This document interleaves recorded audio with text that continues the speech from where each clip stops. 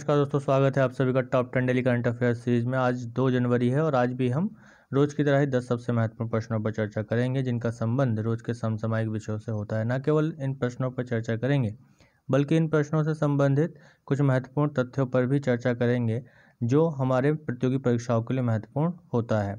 तो इस वीडियो से संबंधित PDF फाइल के लिए आप हमें टेलीग्राम पर फॉलो कर सकते हैं। टेलीग्राम पर आपको इस वीडियो की PDF फाइल उपलब्ध हो जाएगी। इसके साथ ही इस वीडियो को अंत तक देखें और ज़्यादा से ज़्यादा अपने दोस्तों में भी शेयर करें। जिन लोगों ने हमारे YouTube चैनल को अभी तक सब्सक्राइब नहीं किया है, सब्सक्राइब कर लें और बेल आइकन को प्रेस जरूर करें ताकि अगली वीडियो की नोटिफिकेशन आप तक सबसे पहले पहुंच सके। तो चलते हैं अपने लक्ष्य की ओर, लक्ष्य के साथ और इसी के साथ कल के वीडियो के अंदर पूछे गए प्रश्न पर।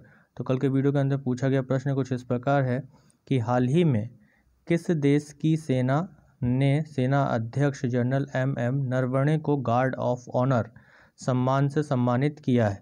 ऑप्शन है पाकिस्तान, नेपाल, चीन, सऊदी अरेबिया। तो इसका आंसर होगा सऊदी अरेबिया। तो सऊदी अरेबिया की सेना ने सेना अध्यक्ष जनरल MM नरवणे को गार्ड ऑफ ऑनर से सम्मानित किया है। और इसके साथ ही अभी हाल ही में कोरिया की सेना ने भी जनरल MM नरवणे को गार्ड ऑफ ऑनर से सम्मानित किया है।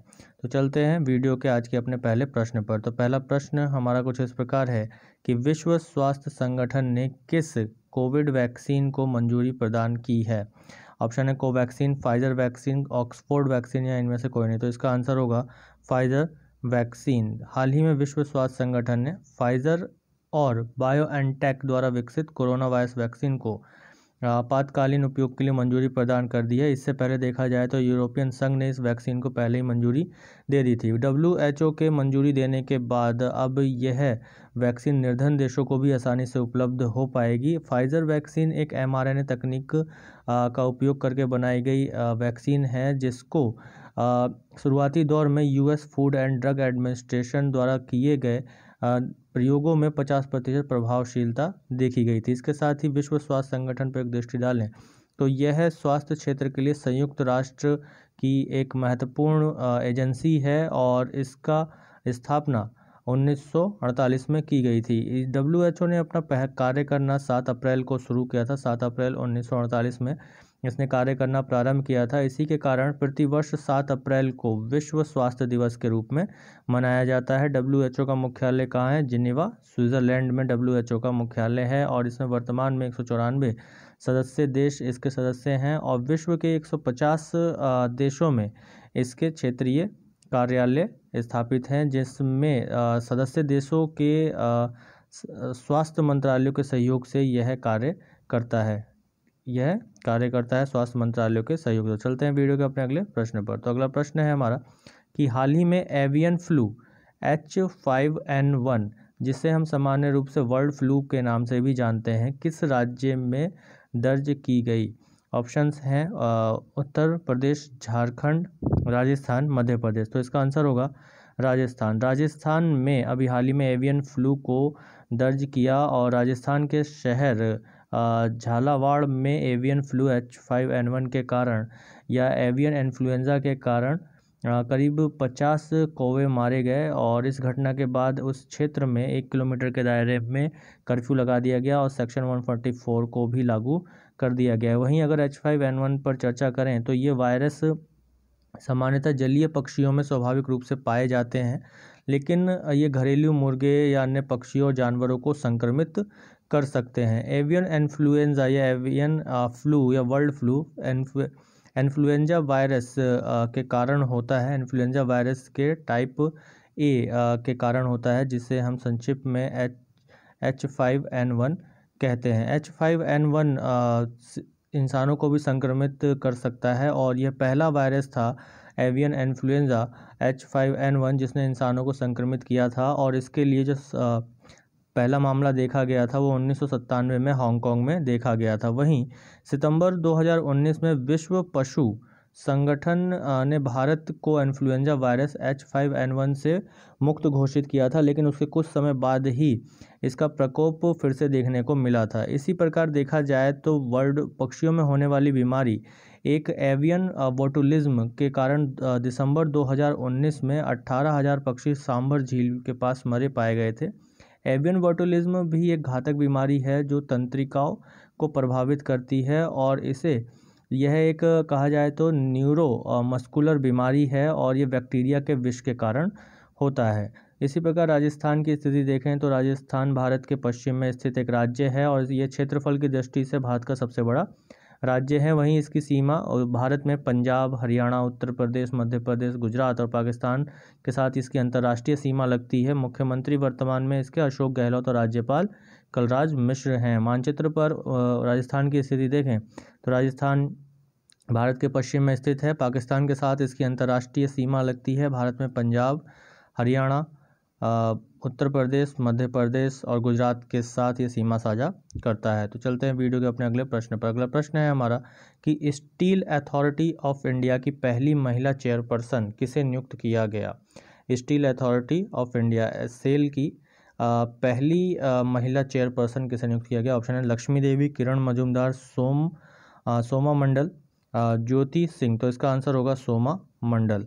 अभी 1 जनवरी 2021 को सोमा मंडल को स्टील अथॉरिटी ऑफ इंडिया की पहली महिला चेयरपर्सन के रूप में चुना गया। तो सेल की पहली महिला चेयरपर्सन कौन बनी है? सोमा मंडल बनी है और उन्होंने अनिल कुमार चौधरी का स्थान लिया है जो 31 दिसंबर को सेवानिवृत्त हो गए थे। सोमा मंडल 2017 में सेल से जुड़ी और सेल में शामिल हुई और इससे पहले वह नालको में कार्यरत थी, नालको में काम करती थी। इसी तरीके से स्टील अथॉरिटी ऑफ इंडिया पर एक नज़र डालें, इस सेल पर एक नज़र डालें तो ये भारत की महारत्न कंपनी है और steel authority of India Bharat की सबसे बड़ी और विश्व में 24वीं सबसे बड़ी स्टील निर्माता कंपनियों में से एक है। इसकी स्थापना 1954 में की गई थी। कब की गई थी इसकी स्थापना? 1954 में की गई थी। मुख्यालय नई दिल्ली में स्थित है, न्यू दिल्ली में इसका मुख्यालय है। सेल का मुख्यालय कहाँ है? नई दिल्ली में स्थित है। और अभी वर्तमान में देखें तो भारत में 10 महारत्न कंपनियां हैं जिसमें से सेल भी एक है। सेल को अभी हाल ही में पर्यावरण प्रबंधन के लिए गोल्डन पीकॉक अवार्ड से भी सम्मानित किया गया था। चलते हैं वीडियो के अपने अगले प्रश्न पर। उससे पहले देखें तो 10 महारत्न कंपनियां जो हैं वे कौन कौन सी हैं। Bharat heavy electricals limited, Bharat petroleum corporation limited, coal India limited, GAIL India limited, Hindustan petroleum corporation limited, इसके साथ ही Indian oil corporation limited NTPC, ONGC यानी कि तेल और प्राकृतिक गैस निगम limited, power grid corporation of India limited और steel authority of India limited. SAIL जो कि एक महारत्न कंपनी है। तो ये 10 भारत की महारत्न कंपनियां। वीडियो को पॉज कीजिएगा और इस लिस्ट को आप लोग अपने नोट्स में लिख सकते हैं। तो चलते हैं वीडियो के अपने आज के अगले प्रश्न पर कि केंद्रीय औषधि मानक नियंत्रण संगठन Central Drug Standard Control Organisation ने किस कोविड-19 वैक्सीन को आपातकालीन उपयोग के लिए मंजूरी प्रदान की है। ऑप्शन है Covaxin, Pfizer vaccine, Oxford vaccine, Covishield. तो इसका आंसर होगा कोविशील्ड। कोविशील्ड को केंद्रीय औषधि मानक नियंत्रण संगठन ने आपातकालीन मंजूरी प्रदान कर दी है जो कि अभी इसको बनाया है किसने? ऑक्सफोर्ड एस्ट्राजेनिका की ये वैक्सीन है कोविशील्ड और इसको आपातकाल के लिए मंजूरी दे दी गई है और इसको भारत में ये पहला वैक्सीन है जिसे भारत में मंजूरी दी गई और इस वैक्सीन का निर्माण भारत की company serum institute of India द्वारा किया जा रहा है। सीरम इंस्टीट्यूट ऑफ इंडिया विश्व की सबसे बड़ी कंपनी है और अभी हाल ही में इससे खबर देखें तो PVC यानी कि निमोनिया के लिए बनने वाली दवाई वैक्सीन को बनाने वाली ये विश्व की तीसरी सबसे बड़ी कंपनी है और इसके साथ ही ये किसी विकासशील देश यानी विकासशील देश की पहली कंपनी हो गई है जो निमोनिया के लिए PVC को बना रही है। इसके साथ ही देखा जाए तो 2 जनवरी 2020 को भारत में कोविड-19 वैक्सीन के लिए ड्राई रन शुरू किया जाएगा और इससे पूरे देश में वैक्सीन को कोल्ड स्टोरेज तक पहुंचाया जाएगा। सीरम इंस्टीट्यूट ऑफ इंडिया इसके लिए कोविशील्ड की 50 मिलियन तक की खुराक तैयार कर रही है। तो कोविशील्ड पहली वैक्सीन है जिसे भारत में मंजूरी दी गई है। कौन सी वैक्सीन? कोविशील्ड। तो भारत में कोविड-19 के लिए पहली वैक्सीन कौन सी मंजूर की गई है? कोविशील्ड को मंजूर की गई है और किस कंपनी द्वारा ये बनाई जा रही है? सीरम इंस्टीट्यूट ऑफ इंडिया जो विश्व की सबसे बड़ी वैक्सीन निर्माता कंपनी है। वहीं एक दृष्टि केंद्रीय औषधि मानक नियंत्रण संगठन पर डालें तो इस संगठन का मुख्य उद्देश्य कॉस्मेटिक्स और ड्रग्स की गुणवत्ता पर ध्यान देना है और उसको अनुमति प्रदान करना है, लाइसेंस प्रदान करना है। तो ये स्वास्थ्य सेवा महानिदेशालय के अंतर्गत पर स्वास्थ्य एवं परिवार कल्याण मंत्रालय का एक राष्ट्रीय नियामक प्राधिकरण है, नेशनल रेगुलेटरी अथॉरिटी है और इसका मुख्यालय नई दिल्ली में स्थित है। ये जो कार्य करता है, drug and cosmetics act 1940 and rules 1945 के तहत दवाओं के अनुमोदन, क्लिनिकल परीक्षण के संचालन और इसी के साथ साथ दवाओं के मानक तैयार करने और देश में आयोजित दवाओं की गुणवत्ता पर नियंत्रण और राज्य दवा नियंत्रण संगठनों के विशेषज्ञ सलाह प्रदान करके ड्रग एंड कॉस्मेटिक्स एक्ट के में जो चीज़ें लिखी गई हैं उसको लागू करना है। यानी कि ड्रग्स एंड कॉस्मेटिक दवाइयाँ और कॉस्मेटिक्स से संबंधित जो भी प्रोडक्ट भारत में हैं उनको रेगुलेट करना, उनमें किसी प्रकार के हार्मफुल केमिकल का ना होना, उस चीज़ की जानकारी ये प्रदान करता है और उस चीज़ की देखरेख करता है, निगरानी करता है। तो चलते हैं वीडियो के अपने अगले प्रश्न पर कि अगला प्रश्न है, हाल ही में जूको घाटी के जंगलों में लगी आग के कारण पर्यावरण का भारी नुकसान हुआ। यह घाटी किस देश में स्थित है? ऑप्शंस हैं ऑस्ट्रेलिया, भारत, न्यूजीलैंड, श्रीलंका। तो इसका आंसर होगा Bharat.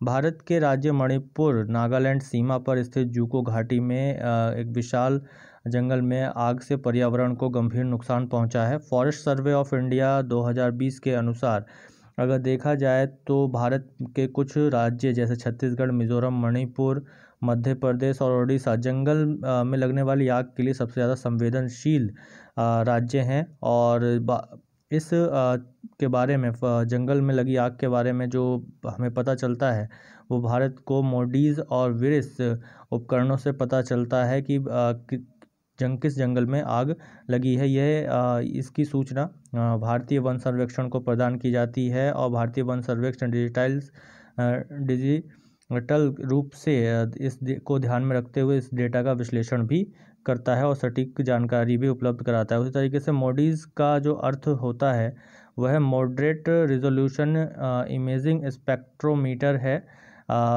Moderate resolution imaging spectrometer है और ये नासा का उपकरण है, नासा का उपग्रह है, उसके द्वारा इसी तरीके से विरिस जो है वो visible infrared imaging radiometer suit है। ये भी नासा के सैटेलाइट में लगे हुए दोनों उपकरण हैं जो कहीं लगने वाली आग का इमेज करते हैं और इससे आने वाली सूचना फॉरेस्ट सर्वे ऑफ इंडिया को दी जाती है। मोडीज़ ने भारत में आज तक 29,547 आग की घटनाओं का पता लगाया है, मुख्य रूप से जंगलों में। तो चलते हैं वीडियो के अपने अगले प्रश्न पर। अगला प्रश्न है कि एस्टोनिया जो हाल ही में खबरों में था किस महाद्वीप में स्थित है? एस्टोनिया जो हाल ही में खबरों में था किस महाद्वीप में स्थित है? ऑप्शन है उत्तरी अमेरिका, ओशिनिया, एशिया, यूरोप। तो इसका आंसर होगा यूरोप। केंद्रीय मंत्रिमंडल ने अभी हाल ही में एस्टोनिया, पराग्वे, डोमिनिकन रिपब्लिक में व्यापार और सांस्कृतिक संबंधों को बढ़ाने के लिए भारतीय दूतावास खोलने को मंजूरी दी है इन तीनों देशों में। और इन तीनों देशों में खोलने का जो निर्णय है वो किस योजना के अंतर्गत लिया गया? विकास और विकास की महामारी राष्ट्रीय प्राथमिकता के विजन के तहत इस इन दूतावासों को खोला जा रहा है। एस्टोनिया पर एक दृष्टि डालें तो एस्टोनिया उत्तरी यूरोप में स्थित एक देश है। इसकी राजधानी तल्लिन है और ये फिनलैंड, स्वीडन, लातविया, बाल्टिक सागर से घिरा हुआ है। वहीं पैराग्वे दक्षिण अमेरिका में स्थित एक स्थलरुद्ध देश है। राजधानी इसकी आसुंसियोन है और मुद्रा गुआरानी है। इसी प्रकार ये भी लैंडलॉक देश है और ये अर्जेंटीना, ब्राज़ील और बोलिविया में से चारों तरफ से घिरा हुआ है। डोमिनिकन रिपब्लिक दूसरा सबसे बड़ा कैरेबियन देश है। राजधानी सेंटो डोमिंगो है। अगर इन सब को हम मानचित्र पर देखें इन तीनों ही देशों को तो ये कुछ इस प्रकार हमें दिखाई देते हैं।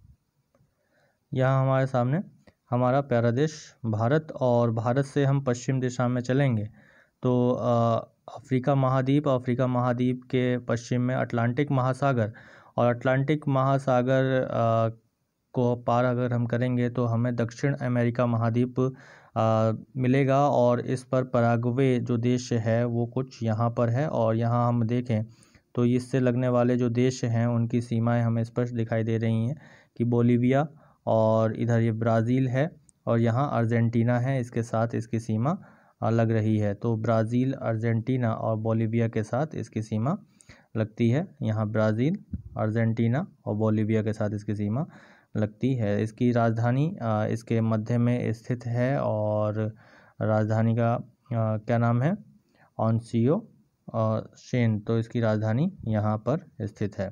इसी प्रकार डोमिनिकन रिपब्लिक को देखें तो ये कैरेबियन सागर में स्थित है, जो कि कैरेबियन सागर कहाँ है, दक्षिण अमेरिका महाद्वीप के उत्तर में स्थित है कैरेबियन सागर। तो कैरेबियन सी ये हमें यहाँ पर लोकेट हो रहा है कि ये कैरेबियन सी है और डोमिनिकन रिपब्लिक यहाँ पर है। तो ये दूसरा सबसे बड़ा द्वीप है कैरेबियन सागर में, और इस पहला जो सबसे बड़ा द्वीप है वो क्यूबा है कैरेबियन सागर में, और दूसरा डोमिनिकन रिपब्लिक यहाँ पर दूसरा सबसे बड़ा द्वीप है कैरेबियन सागर में। और इसकी राजधानी अगर हम देखें तो सैंटियागो इसके तटीय क्षेत्र पर दक्षिणी छोर पर स्थित है। इसी प्रकार यदि हम एस्टोनिया को देखें पृथ्वी पर, तो अटलांटिक महासागर को पार करके हम यूरोप चलते हैं। तो ये यूरोप का मानचित्र है। यूरोप के दक्षिण में मेडिटेरियन सी है, भूमध्य सागर है, और इसके उत्तर में देखें तो यहाँ पर लाटविया है। लाटविया के उत्तर में एस्टोनिया देश है, जहाँ भारत अपना दूतावास खोलेगा, यहाँ है। और इसी के आसपास के देशों को देखें तो ये लाटविया है। बाल्टिक सागर यहाँ पर है, और इसके उत्तर में यहाँ फिनलैंड है, और इसी के ही बराबर में, फिनलैंड के बराबर में स्वीडन और नॉर्वे देश भी स्थित हैं। तो ये इन तीनों देशों की स्थिति है। एक यूरोप में है एस्टोनिया, दक्षिण अमेरिका में पराग्वे, और कैरेबियन सागर में है डोमिनिकन रिपब्लिक, जो कि हमने यहाँ पे इनको लोकेट किया। तो चलते हैं इसके साथ ही अपने अगले प्रश्न। अगला प्रश्न है हमारा कि हाल ही में रेलवे बोर्ड का चेयरमैन और सीईओ किसे नियुक्त किया गया। ऑप्शन है विनोद कुमार यादव, सुंदर नारायण मिश्र, सुनीत शर्मा, पंकज सिंह। तो इसका उत्तर होगा सुनीत शर्मा। अभी हाल ही में सुनीत शर्मा को रेलवे बोर्ड का चेयरमैन और सीईओ नियुक्त किया गया। उन्होंने अपना कार्यभार संभाल लिया है और उन्होंने विनोद कुमार यादव यानी वीके यादव का स्थान लिया है रेलवे बोर्ड के चेयरमैन या अध्यक्ष के स्थान पर। तो इसी के साथ देखा जाए तो अभी हाल ही में विनोद कुमार यादव यानी वीके यादव को वर्ष 2020 के लिए प्रतिष्ठित इंजीनियरिंग पुरस्कार से भी सम्मानित किया गया। भारतीय रेलवे की शुरुआत अगर ऐतिहासिक रूप से देखें तो 16 अप्रैल 1853 में बोरी बंदर से थाने के बीच में हुई थी। उसके बाद भारतीय रेलवे ने काफ़ी विस्तार किया और ये विश्व में सबसे बड़े रेलवे नेटवर्क में से एक है, और इसके साथ ही ये आर्थिक और रूप से महत्वपूर्ण भूमिका भारतीय अर्थव्यवस्था में भी निभाता है। तो चलते हैं वीडियो के अपने अगले प्रश्न पर। अगला प्रश्न है कि भारत का 8वां कार्यकाल संयुक्त राष्ट्र सुरक्षा परिषद में शुरू हुआ। कब शुरू हुआ? 28 दिसंबर 2020, 31 दिसंबर 2020, 1 जनवरी 2021, 2 जनवरी 2021। तो इसका आंसर होगा 1 जनवरी 2021। तो गैर स्थायी सदस्य के रूप में 1 जनवरी 2021 को संयुक्त राष्ट्र सुरक्षा परिषद में भारत का 8वां कार्यकाल शुरू हुआ, और इससे पहले भारत को 7 कार्यकाल के लिए परिषद के गैर स्थायी सदस्य के रूप में चुना जा चुका है। इसके साथ ही देखा जाए तो संयुक्त राष्ट्र सुरक्षा परिषद संयुक्त राष्ट्र के सबसे शक्तिशाली और 6 प्रमुख अंगों में से एक है। इसका उद्देश्य अंतर्राष्ट्रीय शांति और सुरक्षा को बनाए रखना इसकी प्राथमिक जिम्मेदारी है, और इसके साथ ही सुरक्षा परिषद के सभी सदस्यों को एक एक वोट निर्धारित भी किए गए। तो सुरक्षा परिषद में कुल सदस्यों की संख्या जो है वो 15 है, जिसमें से 5 सदस्य स्थायी होते हैं और 10 अस्थायी होते हैं। अस्थायी सदस्यों का कार्यकाल कितने वर्षों का होता है? 2 वर्षों का कार्यकाल होता है अस्थायी सदस्यों का। 5 जो स्थायी सदस्य हैं वो कुछ इस प्रकार हैं: चीन, फ्रांस, रूस, यूनाइटेड किंगडम और संयुक्त राज्य अमेरिका, ये स्थायी सदस्य हैं सुरक्षा परिषद में। इसके साथ ही देखा जाए तो सुरक्षा परिषद के स्थायी सदस्यों को विशेष वोटिंग पावर का अधिकार है, और जिसे वीटो कहा जाता है। तो वीटो के अनुसार 5 स्थायी सदस्यों में से कोई भी देश अगर सुरक्षा परिषद द्वारा लिए गए किसी संकल्प या निर्णय पर नकारात्मक वोट करता है तो वह संकल्प या निर्णय नामंजूर हो जाएगा। उस पर कोई भी निर्णय वह निर्णय पास नहीं होगा, वह संकल्प पारित नहीं होगा। किसी भी संकल्प पर 5 सदस्यों का एकमत होना आवश्यक है। तो चलते हैं वीडियो के अपने अगले प्रश्न पर। अगला प्रश्न है कि भारत और पाकिस्तान अपने परमाणु ठिकानों की सूची हर साल आदान प्रदान करते हैं। 28 दिसंबर को, 31 दिसंबर को, 1 जनवरी को, 2 जनवरी को। तो इसका आंसर होगा 1 जनवरी को। यह आदान प्रदान भारत और पाकिस्तान के मध्य जो किया जाता है परमाणु ठिकानों के बारे में, उसके लिए एक समझौता किया गया था। वह समझौता था परमाणु ठिकानों पर हमले के विरुद्ध समझौता। इस समझौते के तहत दोनों ही देश हर साल 1 जनवरी को परमाणु ठिकानों की सूची एक दूसरे को साझा करते हैं और इसका उद्देश्य एक दूसरे के परमाणु संस्थानों पर हमले को रोकना है। इसी के साथ देखा जाए तो ये समझौता जो किया गया था वह 31 दिसंबर 1988 को हस्ताक्षर किए गए थे, लेकिन ये जो लागू हुआ वो 27 जनवरी 1991 में लागू हुआ था। इसी के साथ इसका उद्देश्य, इस समझौते का उद्देश्य यही है कि भारत और पाकिस्तान इस प्रकार की प्रत्यक्ष या अप्रत्यक्ष गतिविधियों में शामिल नहीं होंगे जिसमें दूसरे देश के परमाणु ठिकानों को किसी भी प्रकार से नुकसान हो। और इसके साथ ही देखा जाए तो भारत और पाकिस्तान प्रत्येक वर्ष 1 जनवरी को अपने परमाणु ठिकानों का आदान प्रदान करेंगे और इसके साथ ही यह आदान प्रदान सूची में होने वाले परिवर्तन के समय भी किया जाएगा। यानी कि पूरे एक वर्ष में यदि कभी सूची में कोई नया नाम जुड़ता है या नया कोई परिवर्तन होता है तो वह भी एक दूसरे देश के साथ साझा किया जाएगा। तो चलते हैं वीडियो के अपने अगले प्रश्न पर कि सौर ऊर्जा के साथ दिन के दौरान ऊर्जा की 100% ज़रूरतों को पूरा करने वाला भारत का पहला शहर कौन सा है? ऑप्शन है पौंडीचेरी, पणजी, दीव, नई दिल्ली। तो इसका आंसर होगा दीव। अभी हाल ही में भारत के राष्ट्रपति रामनाथ कोविंद दमन दीव की यात्रा पर थे और उन्होंने दीव शहर को भारत का पहला शहर घोषित किया जिसने सौर ऊर्जा के साथ दिन के दौरान ऊर्जा का 100% सौर ऊर्जा के रूप में ज़रूरतों को पूरा किया। ऊर्जा की 100% ज़रूरतों को पूरा करने के लिए दिन के दौरान सौर ऊर्जा का उपयोग किया। इसी के साथ देखा जाए तो दमन दीव को 2017 में खुले में शौच मुक्त भी घोषित किया जा चुका है और इसी प्रकार 2019 में स्वच्छ सर्वेक्षण में इसे पहला स्थान भी प्रदान किया गया था। तो ये थे हमारे आज के 10 सबसे महत्वपूर्ण प्रश्न। इसी के साथ चलते हैं आज के वीडियो के अंत में पूछे जाने वाले प्रश्न पर। तो वह कुछ इस प्रकार है कि योग को किस वर्ष यूनेस्को की अमूर्त सांस्कृतिक विरासत में शामिल किया गया? ऑप्शन है 2014, 2016, 2017, 2018। तो इस प्रश्न का उत्तर आप सभी लोग कमेंट बॉक्स में जरूर दीजिएगा। और हाल ही में हुए परीक्षाओं में हम लगातार देख रहे हैं कि यूनेस्को से संबंधित प्रश्न आ रहे हैं, तो हमें इस पर गौर करना चाहिए कि करंट अफेयर्स में बनने वाले यूनेस्को के जो प्रश्न हैं वो किस प्रकार से हमारी परीक्षाओं में आते हैं। तो ये वीडियो आप लोगों को अच्छी लगी हो तो ज़्यादा से ज़्यादा लाइक करें, शेयर करें अपने दोस्तों में। जिन लोगों ने अभी तक चैनल सब्सक्राइब नहीं किया सब्सक्राइब करें और ज़्यादा से ज़्यादा शेयर करें अपने दोस्तों में भी। तो इस वीडियो पर भी हम 50 लाइक का टारगेट रखते हैं और आप लोगों के सहयोग से हम जरूर ही इस टारगेट को एक दिन अचीव करेंगे। धन्यवाद।